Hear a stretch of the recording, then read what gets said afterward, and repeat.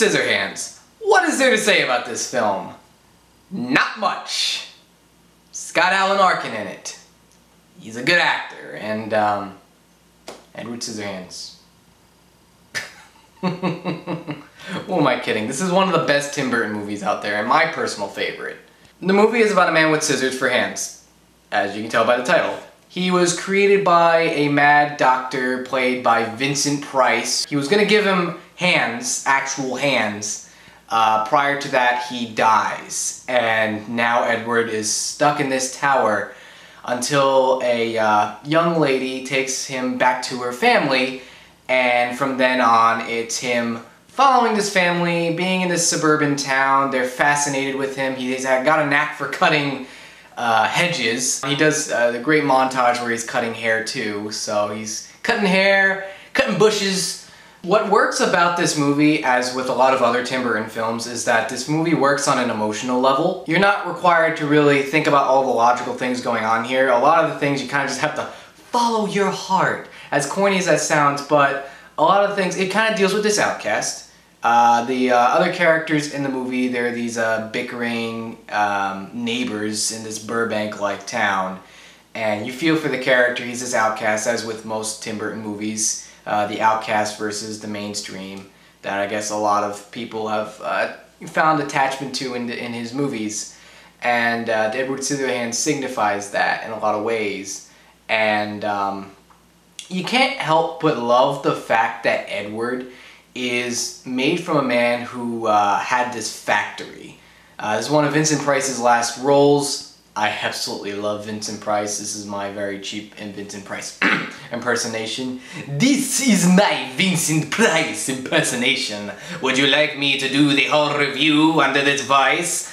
Probably not. But regardless of that, he creates all these inventions to make cookies, and the inventions themselves have a lot of personality to them. There's this dichotomy between Edward as a machine versus a man, but there's a soul within the machine, or, you know, a man that's part machine. This whole dilemma going on here, and I like the way it was played off, like the fact that he's able to cut these hedges with pitch perfect detail, cut this hair with pitch perfect detail, almost like a machine doing it. One of Johnny Depp's best performances. I'll have to say that this is going to be a role that's going to follow him, especially in a lot of other Tim Burton movies, as we will see later on in this retrospective. Winona Ryder's also in the movie, and I think she did a really good job. It's definitely a contrast from her role in Beetlejuice. And I'm probably going to be using the word contrast a lot. I'm surprised I haven't used it this much right now, is that there's a lot of contrast in this film. Edward is stuck in this tower, this big gothic castle in the middle of a suburban town.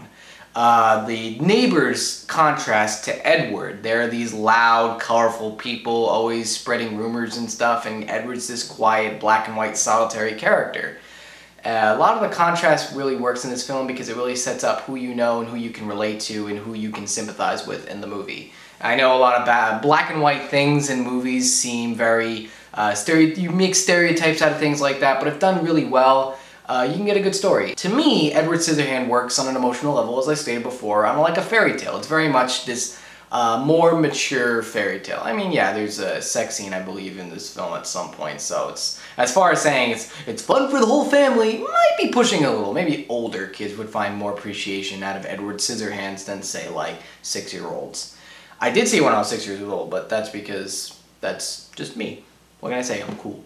Either way, Edward Scissorhands is one of those films that really marked the way Tim Burton makes his movies. I know I said that with Beetlejuice, but I feel like with Beetlejuice you were restricted to the netherworld, but here you have the whole movie is absolutely stylized.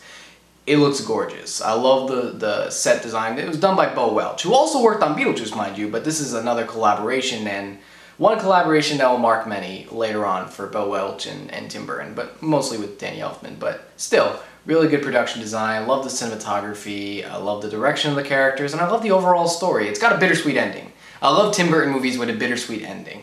I know there are Tim Burton movies that have the very happily ever after thing, so I think the bittersweet ending really hits you where it matters, and it fits that whole fable morale deal. And to me, it works really well in this movie, Edward Scissorhands. So if you have not seen Edward Scissorhands, go ahead and check it out. I know at this point it seems like every Tim Burton movie I've reviewed right now has been positive. So then I come back next time. We'll be talking about a film that may have dipped in quality, and that film being Batman Returns.